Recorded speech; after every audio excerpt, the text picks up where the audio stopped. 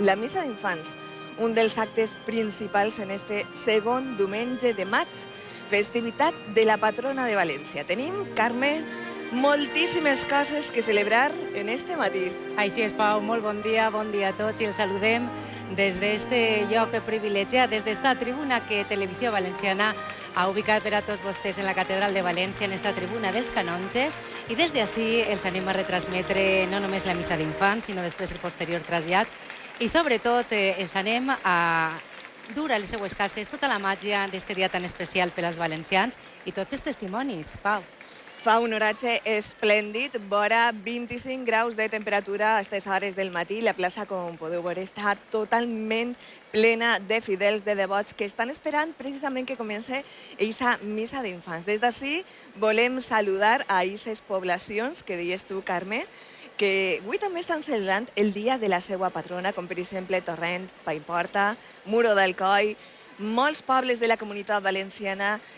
celebraran en este matí, durant tot el dia, moltes celebracions, perquè ella és, a banda de la patrona de la ciutat de València, també la patrona de la comunitat valenciana. I ahí tenim en imatges a l'alcaldessa de València, Rita Barberà, també hem vist al president de la Generalitat, Alberto Fabra, i a la fallera major infantil, Carme, que és la protagonista també d'esta missa. Efectivament, Rocío Pascual serà un poc la representant de tots els menuts valencians en esta missa d'infants, que, com el seu nom indica, va dedicada a tots els xiquets, i Rocío Pascual tindrà un paper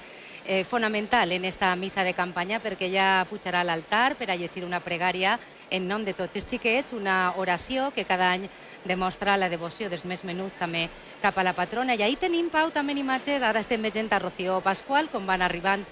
totes les autoritats civils i eclesiàstiques per a esta missa, i estàvem veient també l'espectacular tapís que presideix la façana de la Basílica. Un tapís que ha realitzat Miguel Galvis, un artista que porta 11 anys fent este tapís meravellós que té 10.000 flors seques, com per exemple la sanguinària o la camamila, i també clavells frescos. És un tapís que està dedicat a la Mare de Déu dels Desemparats, però també fa un homenatge, Carme, al pintor valencià Sorolla. Efectivament, nosaltres tinguérem oportunitat de veure treballar a Miguel Galvis i a tot el seu equip, i la veritat és que és un treball espectacular, molt minuciós, molt laboriós, 200 quilos de flor seca, ni més ni menys, pegaeta, per a fer este homenatge a la Mare de Déu i també al mestre Joaquim Sorolla, en un tapís que cada any contemplen milers i milers de persones, que és un dels centres d'atenció en esta festivitat de la Mare de Déu dels Desemparats. I la música, Carme, també és molt important en aquesta missa de campanya. La coral infantil Juan Bautista Comes i l'Orquestra Simfònica del Conservatori Municipal José Iturbi seran els encarregats de ficar la banda sonora a esta missa d'infants, a este primer acte del Dia de la Patrona. Una orquestra que estarà dirigida per la batuta de Vicent Francesc Julià. Estem veient en imatges, efectivament, com s'està preparant l'orquestra, com s'està preparant també l'escolania, i està el mestre Vicent Francisco Julià, que ja porta anys dirigint a l'orquestra en un dia com avui, i estem veient també les autoritats, el Consell, membres del Consell i també